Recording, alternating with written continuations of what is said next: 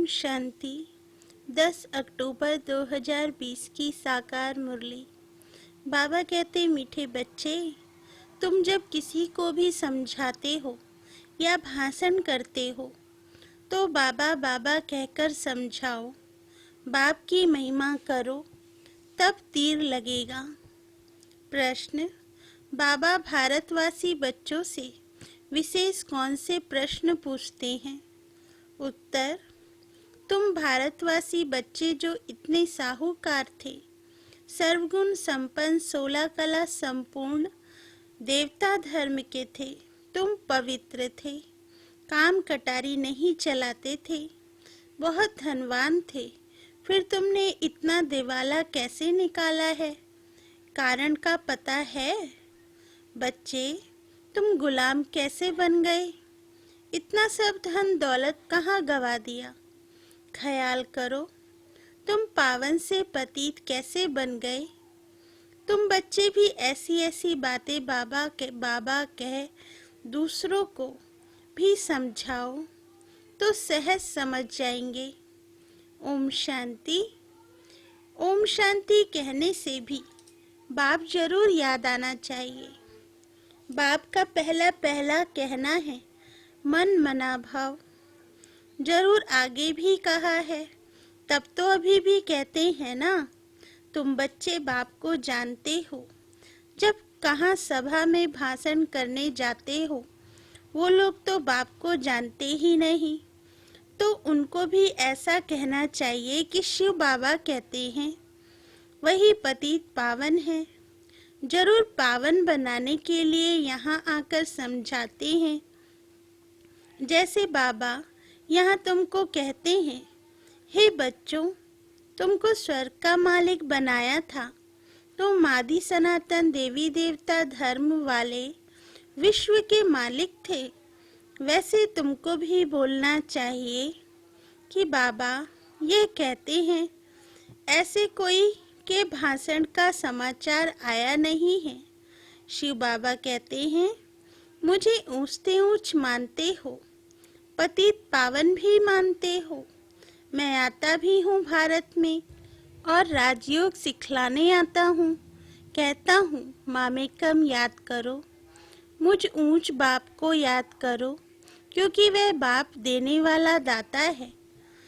बरोबर भारत में तुम विश्व के मालिक थे ना, दूसरा कोई धर्म नहीं था। बाप हम बच्चों को समझाते हैं, हम फिर आपको समझाते हैं। बाबा कहते हैं, तुम भारतवासी कितने साहूकार थे, सर्वगुण संपन्न, 16 कला संपूर्ण, देवता धर्म था, तुम पवित्र थे, काम कटारी नहीं चलाते थे, बहुत धनवान थे। फिर बाप कहते हैं, तुमने इतना दिवाला कैसे निकाला है? कारण का पता है? तुम विश्व के मालिक थे, अभी तुम विश्व के गुलाम क्यों बने हो? सभी से कर्जा लेते रहते हो, इतने सब पैसे कहाँ गए? जैसे बाबा भाषण कर रहे हैं, वैसे तुम भी भाषण करो तो बहुतों को आकर्षण हो।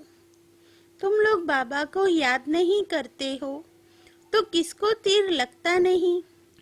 वह ताकत नहीं मिलती। नहीं तो तुम्हारा एक ही भाषण ऐसा सुने तो कमाल हो जाए।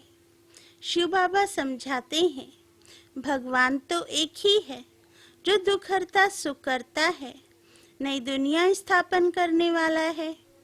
इसी भारत पर स्वर्ग था, हीरे जवाहरात के महल थे, एक ही राज्य था, सब श्रीखंड थे। जैसे बाप की महिमा अपरम अपार है, वैसे भारत की महिमा भी अपरम अपार है। भारत की महिमा सुनकर खुश होंगे। बाप बच्चों से पूछते हैं, इतना धन दौलत कहाँ गवा दिया? भक्ति मार्ग में तुम कितना खर्चा करते आए हो, कितने मंदिर बनाते हो?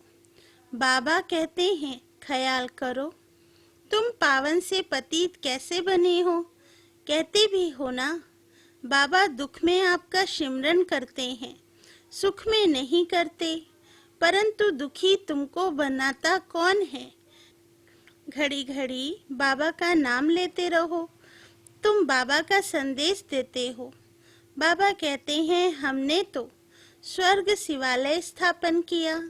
स्वर्ग में लक्ष्मी नारायण का राज्य था ना। तुम यह भी भूल गए हो। तुमको यह भी पता नहीं है कि राधे कृष्ण की स्वयंवर के बाद लक्ष्मी नारायण बनते हैं। कृष्ण जो विश्व का मालिक था, उनको कलंक बैठ लगाते हो।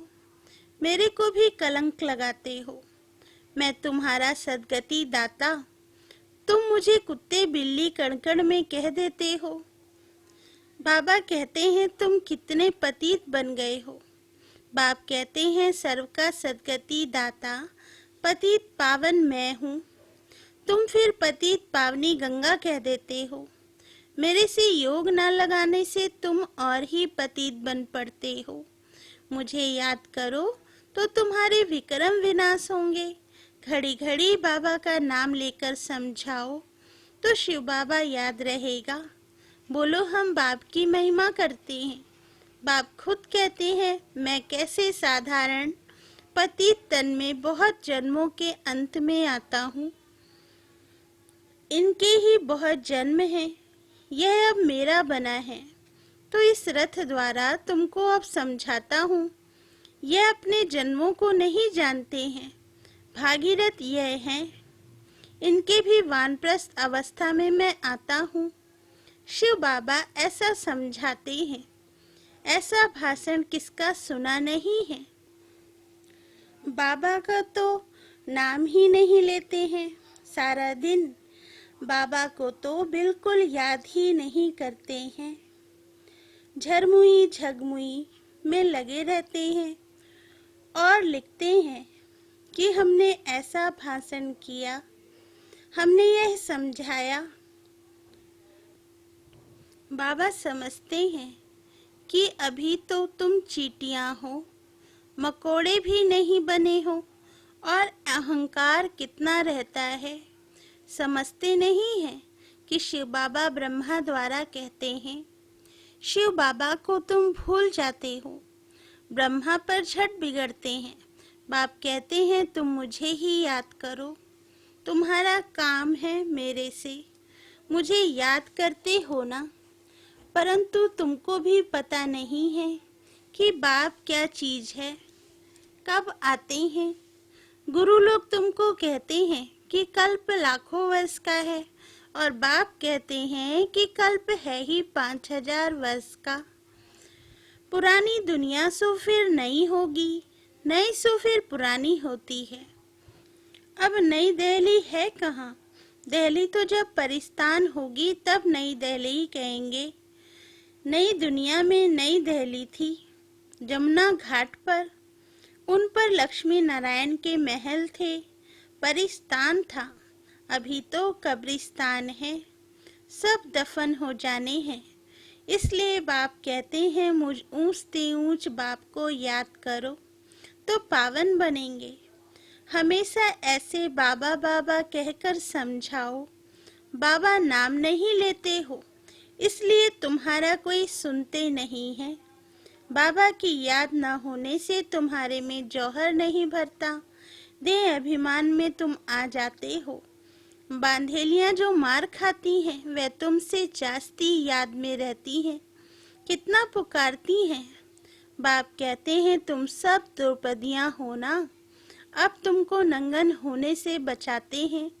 माताएं भी ऐसे कोई होती हैं जिनको कल्प पहले भी पूतना आदि नाम दिए थे। तुम भूल गए हो। बाप कहते हैं भारत जब शिवालय था तो उसे स्वर्ग कहा जाता था। यहाँ फिर जिनके पास मकान विमान आदि है वह समझते हैं हम स्वर्ग में हैं। कितने मूढ़मती हैं। हर बात में बोलो बाबा कहते हैं। वह हठयोगी तुमको मुक्ति थोड़े ही दे सकते हैं, जबकि सर्व का सद्गति दाता एक है। फिर गुरु किस लिए करते हो? क्या तुमको सन्यासी बनना है या हठयोग सीखकर ब्रह्म में लीन होना है? लीन तो कोई हो नहीं सकता। पाठ सबको बजाना है। सब एक्टर्स अविनाशी हैं। यह अनादि अविनाशी ड्रामा है। मोक्ष किसको मिल कैसे सकता? बाप कहते हैं मैं इन साधुओं का भी उद्धार करने आता हूँ। फिर पतित पावनी गंगा कैसे हो सकती? पतित पावन तुम मुझे कहते हो ना। तुम्हारा मेरे से योग टूटने से यह हाल हुआ है। अब फिर मेरे से योग लगाओ तो विक्रम विनाश होंगे। मुक्ति धाम में पवित्र आत्माएं रहती हैं। अभी तो सारी दुनिया पतित है। पावन दुनिया का तुमको मालूम ही नहीं है। तुम सब पुजारी हो, पूज्य एक भी नहीं। तुम बाबा का नाम लेकर सबको सुजाग कर सकते हो। बाप जो विश्व का मालिक बनाते हैं, उनकी तुम ग्लानि बैठ करते हो। श्री कृष्ण छोटा बच्चा, सर्वगुण संपन्न, वह ऐसा धंधा कैसे बैठ करेगा? और कृष्ण सबका फादर हो कैसे सकता? भगवान तो एक होता है ना। जब तक मेरी श्रीमत पर नहीं चलेंगे तो कट कैसे उतरेगी? तुम सबकी पूजा करते हो तो क्या हालत हो गई? इसलिए फिर मुझे आना पड़ता है। तुम कितने धर्म कर्म भ्रष्ट हो गए हो? बताओ, हिंदू धर्म किसने कब स्थापन किया? ऐसी अच्छी ललकार से भाषण करो। तुमको घड़ी घड़ी बाप याद नहीं आता है। कभी कभी कोई लिखते हैं कि हमारे में तो जैसे बाबा ने आकर भाषण किया। बाबा बहुत मदद करते हैं। तुम याद की यात्रा में नहीं रहते हो, इसलिए चीटी मार की सर्विस करते हो। बाबा का नाम लेंगे तभी किसको तीर लगेगा।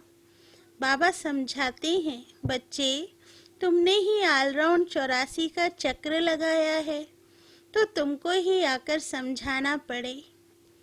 मैं भारत में ही आता हूँ। जो पूज्य थे वे पुजारी बनते हैं। मैं तो पूज्य पुजारी नहीं बनता हूँ। बाबा कहते हैं यह तो धुन लगा देनी चाहिए। तुम जब ऐसे ऐसे भाषण करो, जब ऐसा हम सुने, तब समझे कि अब तुम चींटी से मकोड़े बने हो। बाप कहते हैं मैं तुमको पढ़ाता हूँ, तुम सिर्फ मामेकम याद करो। इस रथ द्वारा तुमको सिर्फ कहता हूँ कि मुझे याद करो। रथ को थोड़े ही याद करना है। बाबा ऐसे कहते हैं, बाबा यह समझाते हैं, ऐसे ऐसे तुम बोलो, फिर देखो तुम्हारा कितना प्रभाव निकलता है। बाप कहते हैं देह सहित सभी संबंधों से बुद्धि का योग तोड़ो। अपनी देह भी छोड़ी तो बाकी रही आत्मा। अपने को आत्मा समझ मुझ बाप को याद करो। कई कहते हैं अहम ब्रह्मास्मि, माया के हम मालिक हैं। बाप कहते हैं तुम यह भी नहीं जानते हो कि माया किसको कहा जाता और संपत्ति किसको कहा जाता है। तुम धन को माया कह देते हो। ऐसे ऐसे तुम समझा सकते हो। बहुत अच्छे अच्छे बच्चे मुरली भी नहीं पढ़ते हैं, बाप को याद नहीं करते तो तीर नहीं लगता, क्योंकि याद का बल नहीं मिलता है। बल मिलता है याद से। जिस योग बल से तुम विश्व के मालिक बनते हो। बाबा कहते बच्चे हर बात में बाबा का नाम लेते रहो तो कभी कोई कुछ कह ना सके। सर्व का भगवान बाप तो एक है या सभी भगवान हैं? कहते हैं हम फलाने सन्यासी के फॉलोअर्स हैं। अब वे सन्यासी और तुम गृहस्थी, तो तुम फॉलोअर्स कैसे ठहरे? गाते भी हैं झूठी माया झूठी काया, झूठा सब संसार, सच्चा तो एक ही बाप है। वह जब तक ना आए तो हम सच्चे नहीं बन सकते हैं। मुक्ति जीवन मुक्ति दाता एक ही है, बाकी कोई भी मुक्ति थोड़े ही देते हैं जो हम उनके बने। बाबा कहते हैं यह भी ड्रामा में था, अब सावधान हो, आंखें खोलो। बाबा ऐसे कहते हैं, यह कहने से तुम छूट जाएंगे, तुम्हारे ऊपर कोई बकवाद नहीं करेंगे। त्रिमूर्ति शिव बाबा कहना है, सिर्फ शिव नहीं। त्रिमूर्ति को किसने रचा? ब्रह्मा द्वारा स्थापना कौन कराते हैं? क्या ब्रह्मा क्रिएटर है? ऐसे ऐसे नशे से बोलो तब काम कर सकते हो, नहीं तो देह अभिमान में बैठ भाषण करते हैं। बाप समझाते हैं यह अनेक धर्मों का कल्पवृक्ष है। पहले पहले है देवी देवता धर्म, अब वह देवता धर्म कहाँ गया? लाखों वर्ष कह देते हैं, यह तो 5000 वर्ष की बात है। तुम मंदिर भी उन्हों के बनाते रहते हो, दिखाते हैं। पांडवों और कौरवों की लड़ाई लगी, पांडव पहाड़ों पर गल मरे, फिर क्या हुआ? मैं कैसे हिंसा करूंगा? मैं तो तुमको अहिंसक वैष्णव बनाता हूँ। काम कटारी ना चलाना, उसको ही वैष्णव कहते हैं। वह है विष्णु की वंशावली। अच्छा, मीठे मीठे सिकिल दे बच्चों प्रति माता पिता बाप दादा का याद प्यार और गुड मॉर्निंग। रूहानी बाप की रूहानी बच्चों को नमस्ते। हम रूहानी बच्चों की रूहानी माता पिता बाप दादा को याद प्यार गुड मॉर्निंग और नमस्ते बाबा नमस्ते। धारणा के लिए मुख्य सार। फर्स्ट पॉइंट, सर्विस में सफलता प्राप्त करने के लिए अहंकार को छोड़ हर बात में बाबा का नाम लेना है। याद में रहकर सेवा करनी है। झरमुई झगमुई में अपना टाइम वेस्ट नहीं करना है। सेकंड पॉइंट, सच्चा सच्चा वैष्णव बनना है। कोई भी हिंसा नहीं करनी है। देश से ही सभी संबंधों से बुद्धियोग तोड़ देना है। वरदान, विश्व कल्याण के कार्य में सदा बिजी रहने वाले विश्व के आधार मूर्त भव। वरदान का सार, विश्व कल्याणकारी बच्चे स्वप्न में भी फ्री नहीं रह सकते। जो दिन रात सेवा में बिजी रहते हैं, उन्हें स्वप्न में भी कई नई नई बातें, सेवा के प्लान व तरीके दिखाई देते हैं। वे सेवा में बिजी होने के कारण अपने पुरुषार्थ में व्यर्थ से और औरों के भी व्यर्थ से बचे रहते हैं।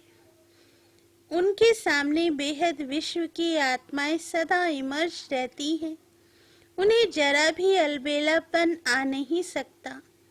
ऐसे सेवाधारी बच्चों को आधार मूर्त बनने का वरदान प्राप्त हो जाता है। स्लोगन, संगम युग का एक एक सेकंड वर्षों के समान है, इसलिए अलबेलेपन में समय नहीं गवाओ। अच्छा, ओम शांति।